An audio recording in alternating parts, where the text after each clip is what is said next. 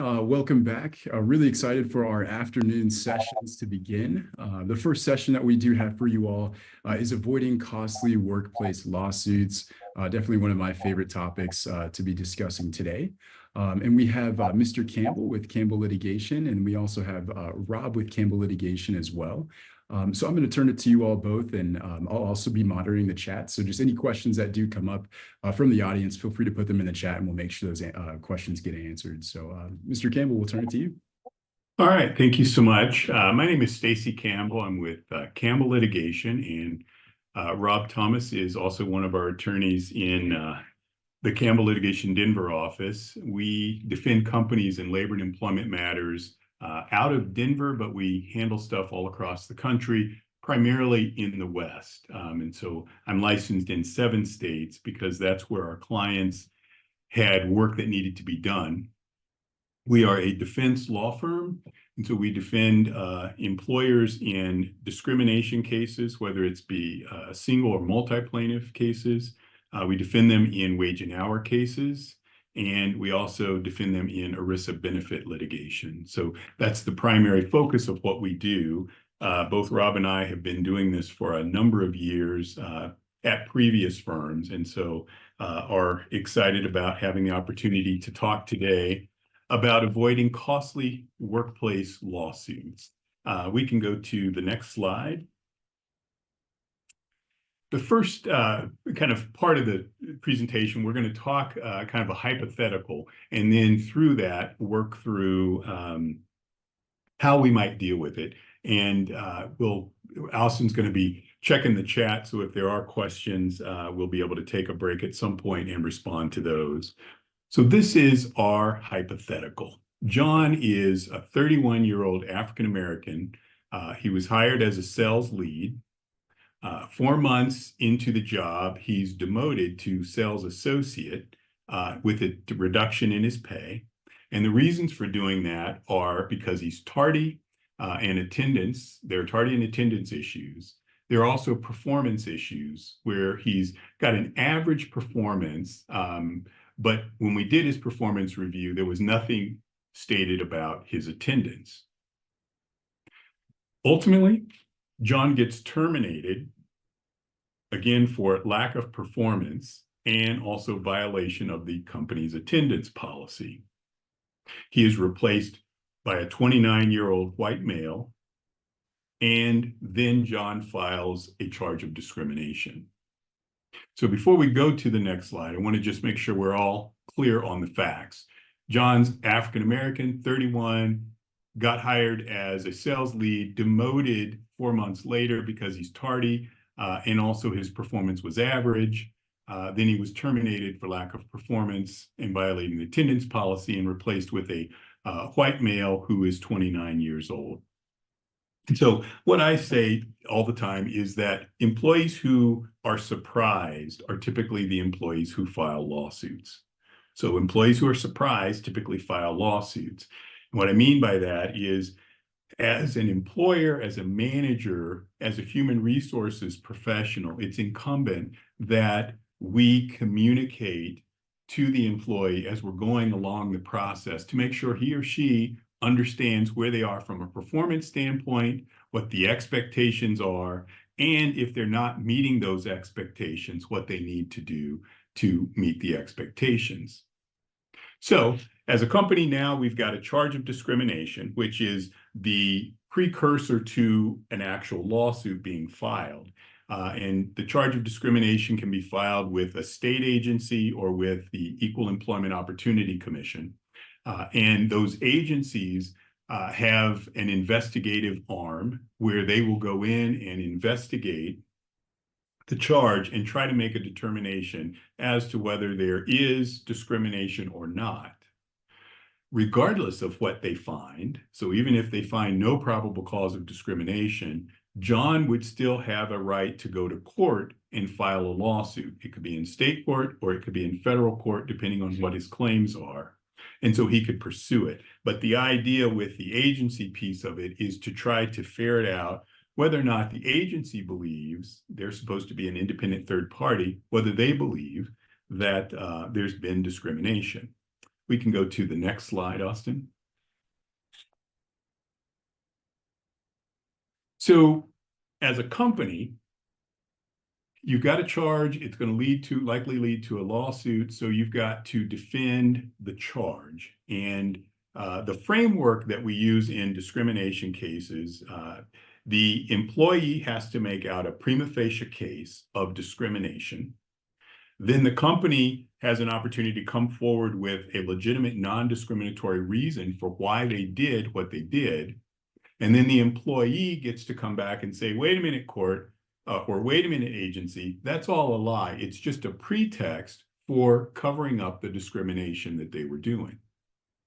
So in this particular case, John is going to show or try to show as a prima facie case that he's a member of a protected class. And so he's African-American, that would qualify. That he's going to show that he performed his job to management's satisfaction. Now, because of what we were talking about there, the attendance problems, his average performance, there could be some question as to whether he was meeting management's expectations. The courts that we typically, or the cases that we typically see, would say, look, if an employee is in the job, doing the job, they're likely meeting the employer's expectations, regardless of whether their performance is up or low, is high or low. And then lastly, John is going to try to show that there was an adverse employment action that was taken place. So he was demoted, his pay was decreased, he ultimately was terminated, and he's going to say that that was all because of his protected trait. So the fact that he was African-American. What he's going to look to is the fact that he was replaced with someone who was white. And those are going to be kind of how he's going to try to prove his prima facie case. The employer then is going to come back and say, wait a minute, John, not so fast. We let you go because of your performance, and we let you go because you were violating our attendance policy. And with that, John is going to come back and say, well, court, that's all a lie. That's not true. They're just trying to make you believe that I had attendance problems and performance problems. And that's to cover up the discrimination that they've had. So I think one of the things that's important from a company standpoint, as we talk about the legitimate non-discriminatory reason, is to ensure that there is support for the reason that we're making and the statement that were made. And it's important from the time of termination or the time of demotion, whatever the adverse action may be, that the company is consistent in what they have stated for the reason for doing what they did. Because the courts would also say, if you told John that it was a performance-related termination early, and then later on you say, well, it was really more because of his attendance, not so much his performance. The other side's going to try to say, well, wait a minute, you're just covering that up. You're just trying to make it up. And they'll try to point to pretext because you've changed the reason that you initially gave for the adverse employment action. So with that, I want to turn it over to Rob to talk a little bit about some things that you can do to help bolster the legitimate non-discriminatory reason, and also to ensure that you're able to properly defend the lawsuit. Because if you have been involved in a lawsuit, you know that the litigation can get extremely expensive by the time you get through discovery and depositions and summary judgment and then to trial. And so it's important that as a company, you're able to ensure you can support the legitimate non-discriminatory reason that you're given. So with that, Rob, you want to talk a little bit about the employer policies and communication? Sure, and we can go to the next slide as well. So I think just based on these subject lines, I think a recurring theme you're going to see here is it all really boils down to communication, effective communication of job expectations right from the start. And I'll keep referring back to our hypothetical just to provide some context. But for example, having a well-written and clear job description right from the front at the hiring process can go a long way. Just because it does just that. It sets expectations as to what the job is and what needs to be done by the employee being hired is in order to perform the job effectively.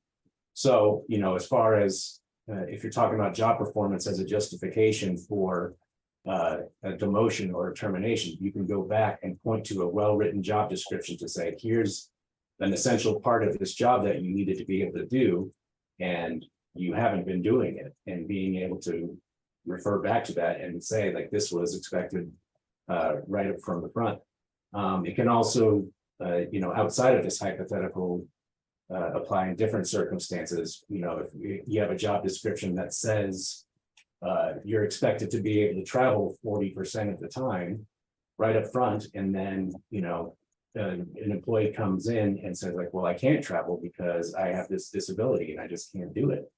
Then you can, you know, point to that job description and say, like, well, you knew that this was going to be a part of the job. You should have told us that from the start. This is an essential function. We can't keep you here. Whereas if it's not in the job description, maybe the employee could come back and say, like, well, I didn't know I had to travel. And as soon as I told my employer that I needed a reasonable accommodation for my disability to account for this job issue, look what happened. I got fired. And all of a sudden, you have a pretty big fact issue to litigate out. So a job description can go a long way just to set expectations right up front.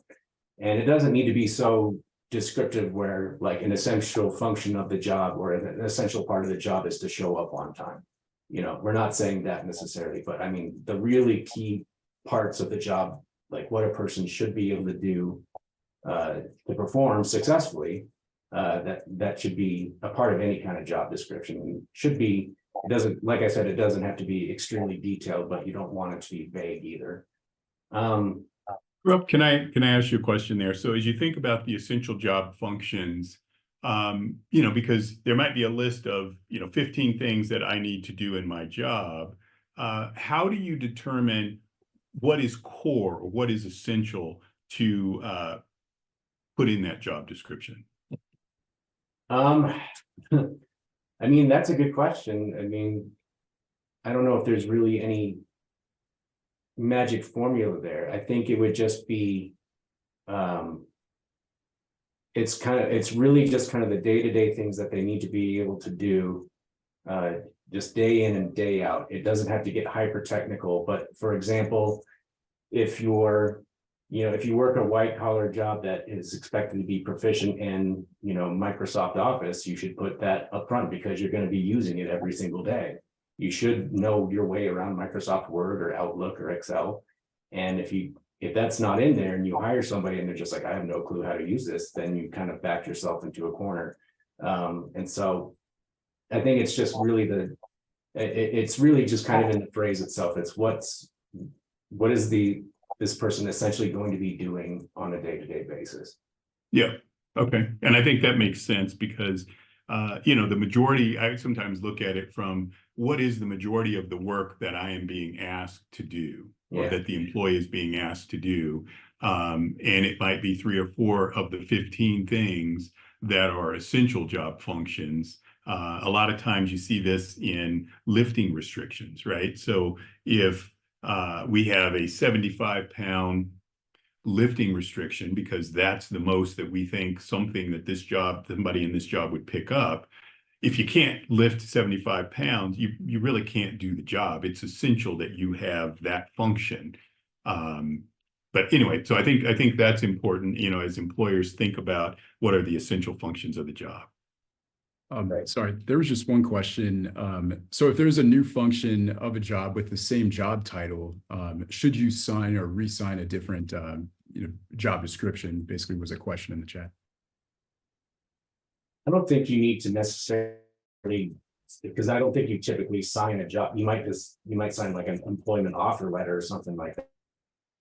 But I mean, employment's just kind of at will in most states, or the vast majority of states anyway, unless you have an employment contract. So a job description isn't something you really sign, but I would endeavor, you know, if you have the same kind of job description, or you have multiple positions of the same job in a company, and you're still hiring for them, if the job is changing, then you need to update your job description and just stay on top of those sorts of things. I mean, for the person who's already been hired, you can just sit down with them and say, hey, this is going to be a new job duty here. Are you okay with that? Or let us know what you need to train you up on it, whatever the case may be. And you just kind of handle it that way. But it's more prospectively. You just kind of, because we've seen situations where you might have a job description that is stale. People just kind of forget about them and they just reuse the same ones over and over again. It's just an easy detail to forget about. And so I would say if the job changes, then yeah, the job description needs to change as well. But there isn't necessarily, you don't necessarily need to sit down and like sign something off with the company, with the employee saying like, I now agree to include this as part of my job duties. Because yeah, I mean, you still have to be able to be fluid and flexible, but you just kind of need to kind of stay on top of your own internal documentation or anything that goes out to the public as to what a job is, if that makes sense. Yep. Okay. Let's see, as far as, company policies and practices are concerned, everybody, we've seen a lot of employee handbooks, some good, some bad. And, the best employee handbooks are those that are employee facing. And by that, I mean, kind of directed to employee conduct and, what they're expected to do, what they're not expected to do. And they usually have a verification at the end saying like, I read it, I understood it, I get it. We're good. Because that can go a long way in litigation later to say like, there's an attendance policy right there on page 12 saying, if you have X number of points against you, then you're going to be let go. You read it and you signed it and you understood it. So I don't know how you can come back and say that you never really knew that you were subjected to this policy and that this is all just a pretext now. So just kind of having those very clear sorts of expectations for employees right up front can go a long way too. But we put in / practices here because just because you have an employee handbook doesn't solve all the problems. At the same time, the employer needs to be familiar with them and needs to, basically practice what they preach in them. And the more you deviate from, for example, the progressive disciplinary policy that's down at the bottom. If you have a progressive disciplinary policy and we never follow it, then it's completely worthless. And, it becomes that much easier for someone to come back and say, like, this is a completely sham exercise. It's completely applied inconsistently. Nobody really knows what they're doing and they just kind of do whatever they want whenever they want.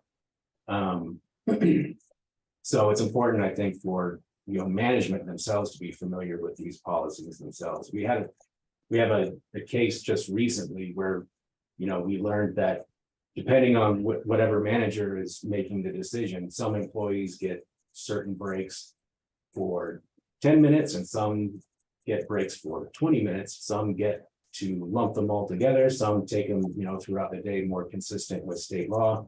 And so it's all just kind of a complete mess. And so that raised eyebrows on our end because we immediately thought, oh boy, some of these employees are going to have this expectation now that, oh, I'm getting these, 20-minute breaks and now these are stopping. Those breaks were all paid for. I'm being deprived of paid breaks that I'm accustomed to or that I've always been entitled to. And so that's kind of another thing, is just to be,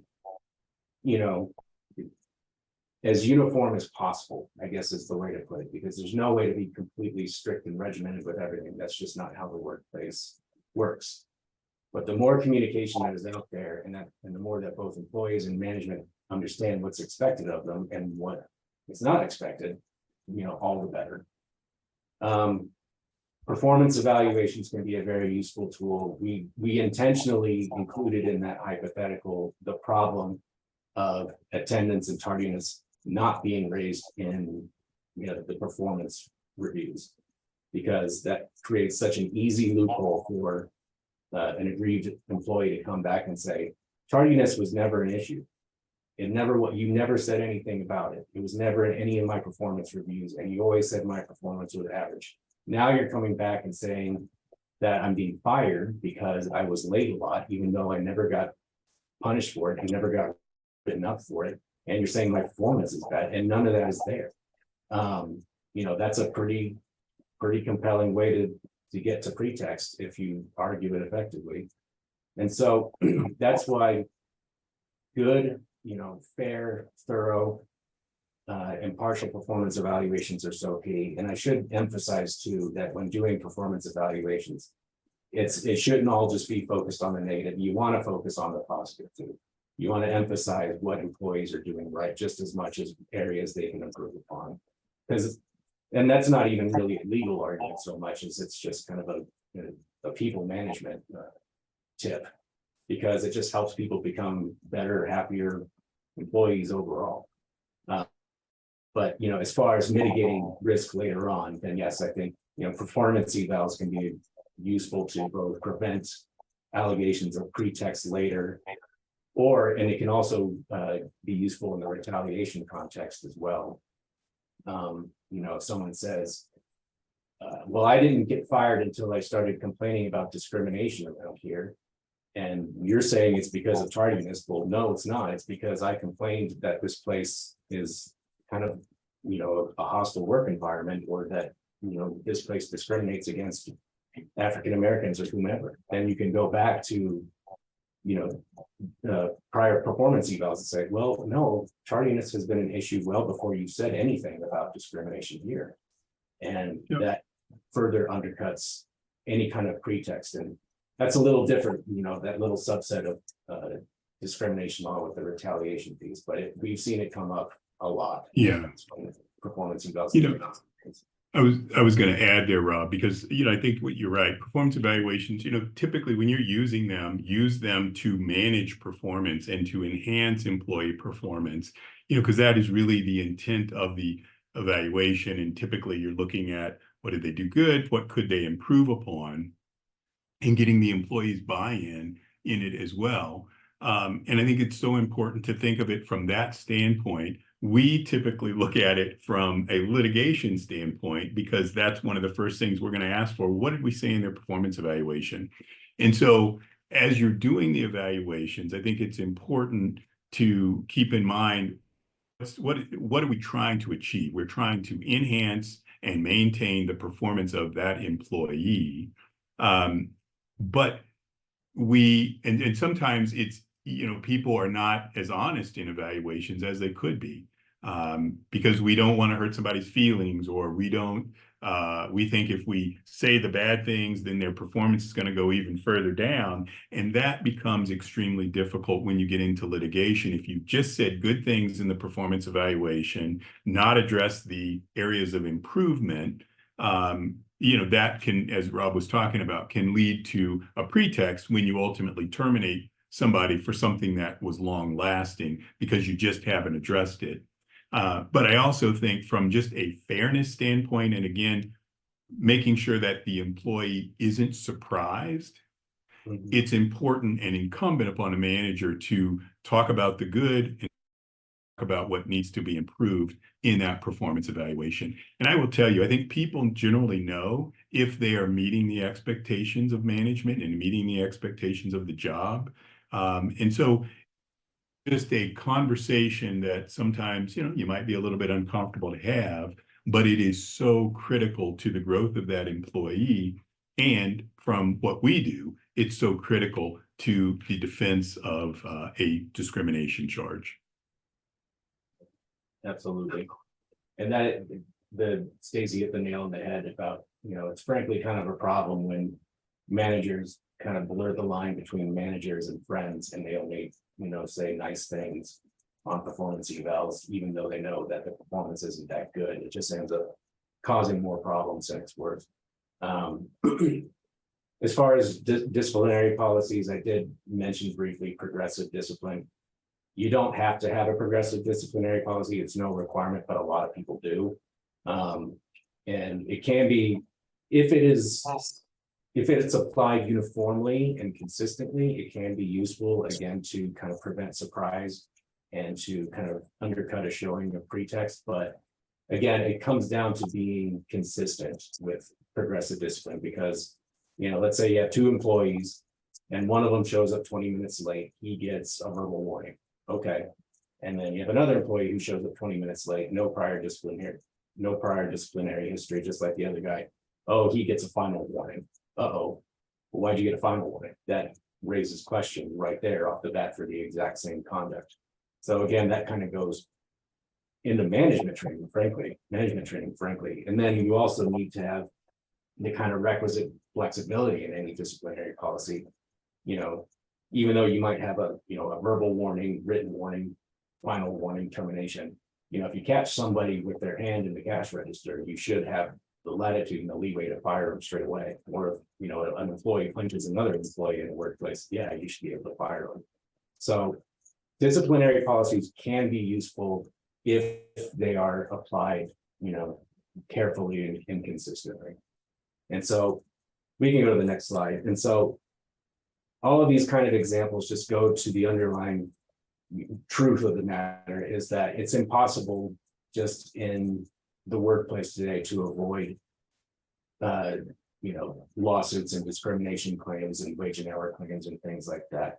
They're just going to happen, and it's a cost of doing business, but there are definitely ways to mitigate against them and to help defend against groundless lawsuits. And it really comes down to just being straight up with communication right up front, and just kind of taking those steps that we just discussed as far as employee management, setting expectations, documenting performance, making sure that any kind of performance issues are addressed, and hopefully in writing, applying policies consistently, all that good stuff. And so, yeah, you might get hit with an EEOC charge and it might be completely groundless, but hopefully if you kind of taken the steps you need to take ahead of time, it can be relatively painless.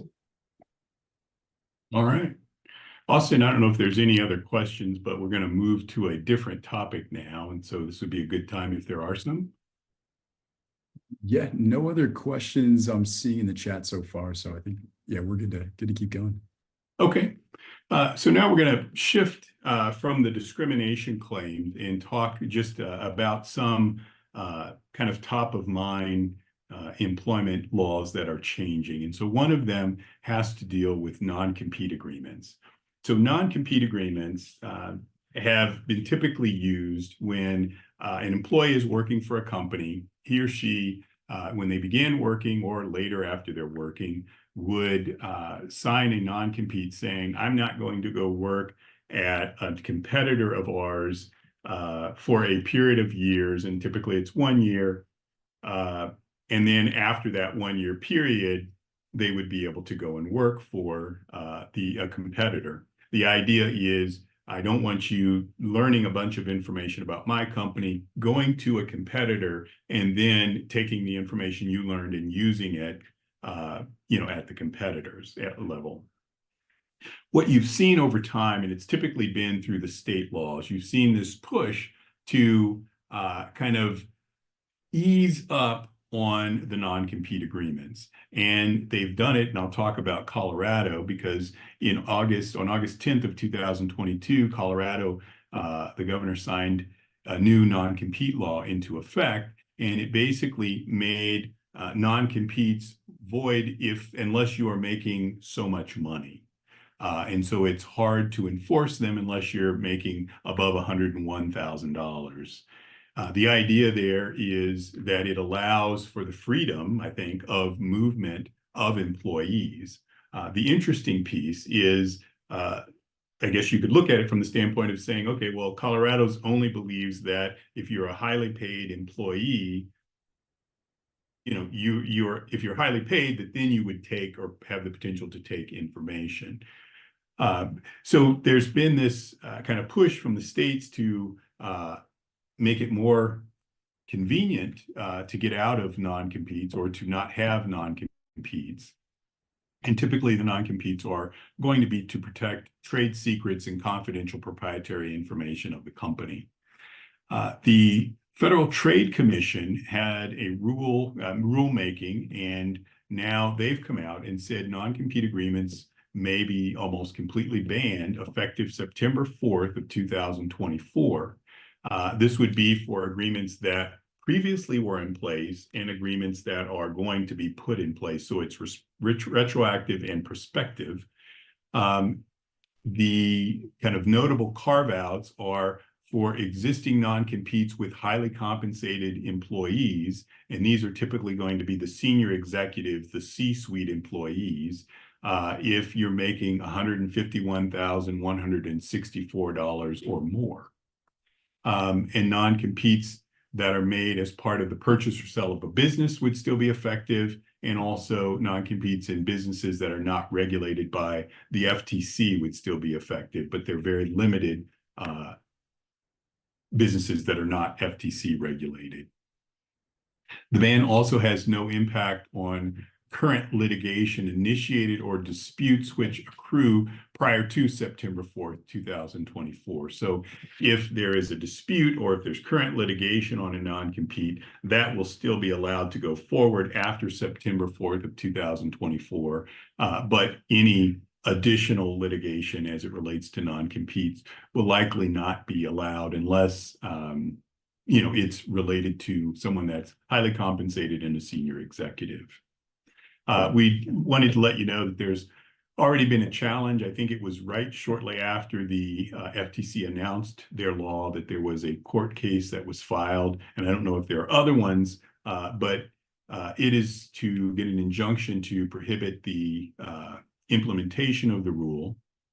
But if it does become effective, employers must notify all affected current and former employees that have non-compete agreements that they're no longer valid or enforceable.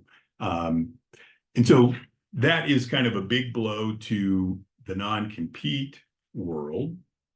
But there are other things out there that I would say that you could use to protect your confidential, proprietary, and trade secret information, and that's through the Uniform Trade Secrets Act, and most states have some type of a Trade Secret Act as well. And so because what you're trying to prevent in most situations in a non-compete is you don't want the employee to leave your employment, go to somewhere else, and take your confidential, proprietary, trade secret information. But the Uniform Trade Secret Act would prohibit them from taking your information to another company and using it. Now, it doesn't prohibit them from taking the information that's in their mind or in their head. So there's something called the Inevitable Disclosure Doctrine, and there's some states that allow it and others that don't. And the idea behind that doctrine is I worked for Campbell Litigation for all these years, and I have information in my head about how to practice employment law. And so I'm going to go to another employment firm and use that information in my head to be able to do that. There's nothing to stop you.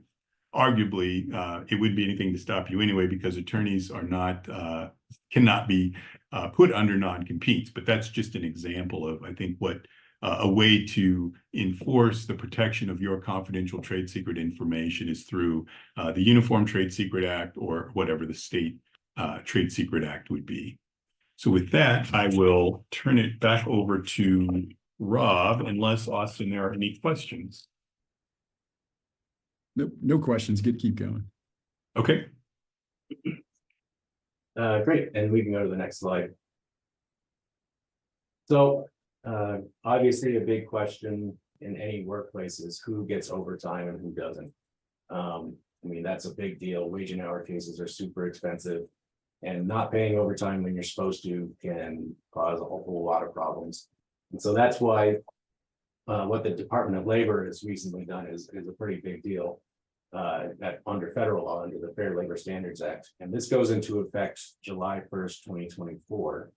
So I think most people are familiar with the fact that executive, administrative, and professional employees, if they satisfy kind of the job duties of those professions under federal law, are exempt from overtime, but only if they make a certain amount of money on a salary basis every year. And for quite some time now, at least under federal law, that kind of benchmark salary has been pretty low. It's $684 a week, $35,568 a year. If you make that or more, and you otherwise fit the description for an executive, administrative, professional employee, by and large, you are exempt from overtime. There's another wrinkle for highly compensated employees, HCEs. For them, they only have to perform one of the typical duties of an executive administrative professional. But if they make that much money or more, then they also count for an overtime exemption. So it's basically, you don't have to do all these things that an administrator typically does. But if you get paid a whole bunch more, then it's okay, you're exempt from overtime as well. Well, as of July 1st of this year, those minimum salary thresholds are taking a pretty big jump. As you can see here, effective July 1, about 6 weeks, it's going to be $844 a week in salary, or $43,000, or almost $44,000 a year. And then the highly compensated employee benchmark is jumping up to about $133,000. And it's going to increase again on January 1st, 2025. And then again on July 1st, 2027, based on available wage data across the country and accounting for inflation, things like that. And I believe after that, it's going to keep getting bumped up every 3 years. That's the plan right now from the Department of Labor. So obviously, if you're in a state that doesn't have their own kind of state wage and hour thresholds for these sorts of overtime exemptions, if you have employees that are in this delta between $35,568 a year and almost $44,000 a year, you have a choice. If you want to keep being exempt from overtime, you have to give them a pay increase, or you can pay them overtime, and then you have to make sure that you are giving them, overtime premiums for hours worked in excess of 40 hours a week, based on their, regular rate of pay. If you don't do either of those things and you just sit on it, that could be a big problem down the road if someone comes back with a wage and hour collective action. So that's why this is a big deal. And of course, I mentioned this briefly, that what the Department of Labor is doing doesn't really impact what state law might be, unless state law is lesser than what federal law would be as far as these thresholds are concerned. So taking Colorado as an example, right now in Colorado, the minimum salary threshold for these kind of executive, administrative, professional overtime exemptions is $55,000 a year, or $1,057.69 a week. Obviously, that is more than $43,888. So if you're in compliance with Colorado law right now, then you're going to be in compliance with the federal law when it changes here on July 1st. But there is a wrinkle to that, because right now Colorado has its own highly compensated employee benchmark for 2024, and it's $123,750. That is obviously less than this new $132,000 benchmark for federal law. So now you're seeing this kind of thing happen with federal and state laws, and it's going to be incumbent on employers to figure out if they need to account for both of these laws. So now, starting on July 1st, certain Colorado employers may have an issue with highly compensated employees who don't quite meet this $132,000 threshold and who aren't receiving overtime. And they might be making above 123, but they're making less than 132. So what do you do with them? So it's these kind of leapfrogging standards between federal and state law that can get very complicated, in which I'm sure is going to be arising very, very soon. And so it's going to be incumbent on employers to take a look at who's currently being treated as exempt. Are those exemptions still valid? Why or why not? And so that's the sort of thing that employers are going to have to deal with. And like I said, non-compliance can be very, very expensive. So that's a big Rob, can I just ask some kind of a question here? So really, from the salary basis test that determines whether somebody is exempt or non-exempt, the thing that is changing here is just the salary basis test. Is that fair? Yes, I think there may have been. The biggest change at the federal level is just these kind of salary basis benchmarks. Yeah. I think there may have been some fine tuning or modifications to the highly compensated employee question, but it's nothing terribly dramatic. It's just intended to make it easier to determine if someone is performing one or more of the typical job functions of an executive, administrative, or professional employee. But the biggest change easily is the salary basis test and the kind of the minimum threshold for that. And so ideally, I'm working as a mid-level manager as an exempt employee, but I'm making less than the $844 a week or the $43,000. The thought would be from the company, hey, nothing's changed, you're still exempt, but now because the salary has increased, we've got to make sure that we either increase their salary to keep them exempt or we pay them overtime. Is that fair? Exactly. Yeah. And that's I know I've been kind of spitting out a lot of information very, very quickly, but yeah, that is the long and short of it. Is, Yep. You can either keep them exempt by increasing salary or you can start paying overtime. And that really is economic decision for the company, right? Yeah. Because I'm going to look at, do I have to take their salary up $10,000 or are they working so much that I would have to pay more than $10,000 in overtime? Yeah. I think that's going to be a judgment call, but that employers are going to have to deal with. Yeah, that's a dollars and cents issue. That's not so much a legal issue. It's just what makes sense economically. And just a question for you. So like, how would this pertain if, you are working remote from a different state? How does that kind of all add up as well?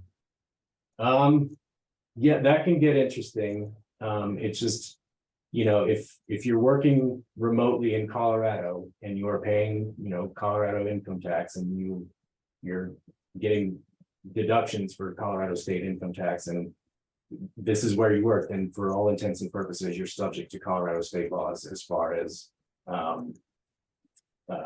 where you work, as far as these sorts of thresholds and exemptions are concerned. I mean, that's my understanding, but it can get pretty fact intensive, I think. Stacy, do you have any more? Yeah, so I would say if you're out, let's say you got an employee that works in Kansas or Missouri, and they don't have the same threshold as Colorado, then I think you're probably going to be looking at more to federal law and whatever that state law is, what you need to do there to keep them exempt. Hmm. Okay, and then yeah, and other just different topics that are pretty pertinent in 2024 is, a lot of different states have these state-run family and medical leave programs. Colorado was one of them, and they are well underway. And employers have already been supposed to be in compliance with them by paying premiums and taking appropriate wage deductions for employees to pay up on their premiums. But the only reason why we kind of mentioned this is that we've already seen these kind of state divisions who run these big family and medical leave, like paid leave programs in their states, start auditing employers. They're starting to already crack down on employers to make sure that, one, they're paying the amount of premiums they're supposed to be paying. They're reporting correct number of employees who are subject to these sorts of premiums instead of getting created with independent contractor classifications and things like that. And, making sure that they're not putting any roadblocks to employees being able to take this kind of leave, beyond what is permissible under the law. And so, you have these big state-run programs that are also kind of running in parallel with, mandatory sick leave laws, like what we have here in Colorado as well, like the Healthy Families and Workplaces Act, where employees can accrue a certain amount of paid sick, like full dollar for dollar paid sick leave, depending on how many hours they work. And I think in Colorado, it's 1 hour of sick leave for every 30 hours of work and things like that. And so lots going on in lots of different states as far as paid sick leave benefits are concerned. And it's just a lot to keep on top of. Another kind of recurring trend in 2024, which I think is going to be continuing on unabated, is a lot of Trump era labor and employment rules and regulations are being rolled back by the current administration, kind of back to pre-Trump standards. And so one example of that, I don't know if there's, in the context of OSHA, whenever an inspector does an OSHA related inspection, you get an employee or representative to go along with the inspector, and you can have an employee representative. And before, the employee representative was always expected to be an employee, unless the inspector found good cause to let in a third party. And before, that kind of good cause was based on the third party's particular expertise in workplace conditions, like you might be an industrial hygienist or a safety engineer, just something technical and specialized. Well, now that's been rolled back, and the standard as to who can be an employee representative is a lot more vague. And it may be an employee, or it may be somebody else who just has really good communication skills. I mean, I'm saying that almost verbatim from the new regulations, or who is just familiar with the workplace generally and who the inspector thinks would be useful to have around. And so what people are worried about now is that this is opening the door to labor organizers, you know, like union representatives being brought in as the OSHA employee representative for these inspections, even though the employees have never elected the union as their, you know, bargaining representative. And, you know, whereas before the employer could just say like, no, you're not allowed on the property. You know, if the employees say that this person is their representative for purposes of an OSHA inspection, this organizer can walk around, talk to employees, get a lay of the land of the working conditions and stuff like that. And so that's raising concerns, at least among employers, as to that a new avenue for labor organizing drives that previously didn't exist before. And then, of course, you know, also consistent with that, you know, the Department of Labor has returned to a more permissive, or not permissive, a stricter standard to determine whether someone is an independent contractor versus an employee. Employee status has always been presumed unless a person is an independent contractor. And there's always been certain factors that people show, such as, you know, the person brings their own tools, they set their own hours. The person hiring them doesn't have to tell them how to do the job or dictate it. They don't have to train them. They just come in, you know, paint the fence and leave, and they're an independent contractor. But of course, there can be lots of subtleties and things like that with employers trying to classify a person as a 1099 contractor instead of an employee, and avoid all the costs associated with that. And so now, long story short, is that the DOL is kind of moving back to a standard that existed prior to Trump that made it more difficult to establish independent contractor status than before.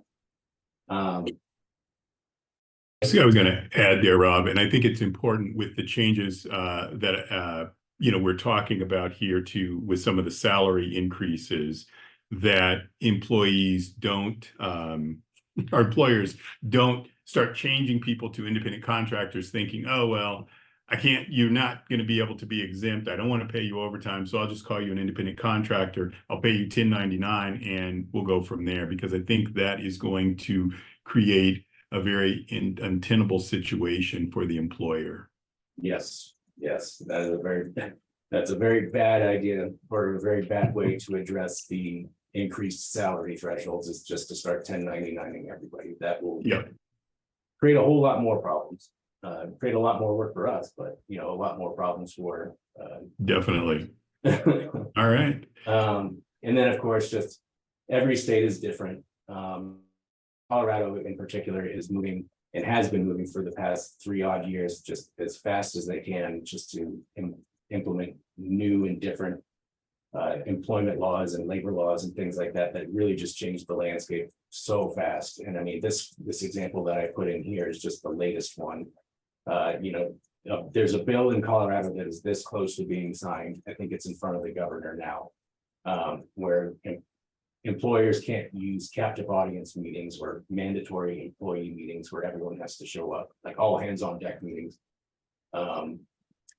Where either religious or political speech is implicated. And why that's a big deal is because the bill includes discussions about labor unions as political speech. So, you know, a common tool for employers when they're facing a union organizing drive is to have these kind of all hands meetings with employees where they say they can, you know, set forth all the reasons why they think unionizing is a bad idea. Now, under this proposed bill that isn't quite law yet, but it looks like it will be, you can still have those meetings, but if an employee decides, I don't want to go, I don't want to do this, and they just walk out, or they just don't go at all, you can't punish them for it, and you can't discipline them for it for not showing up. Or you can't like ding them under an attendance policy for not showing up to a meeting like that, because there's quote unquote political speech involved. So Okay. All right. lots of things With going that- on all at once. With that, Austin, we give you our tips to avoiding costly litigation. Yeah, no, thank you all just so much for taking the time, and definitely some great information that you all were able to share with our audience. So Rob, yeah, Stacy, just thanks so much for the time. And we're going to take about 10-minute break here. 2 o'clock, we're going to have our next session coming up, which is branding on social media. So really looking forward to that. But yes, Stacy and Rob with Campbell Litigation will have their information on the website. And thank you all so much. All right. Thank you so much. Bye.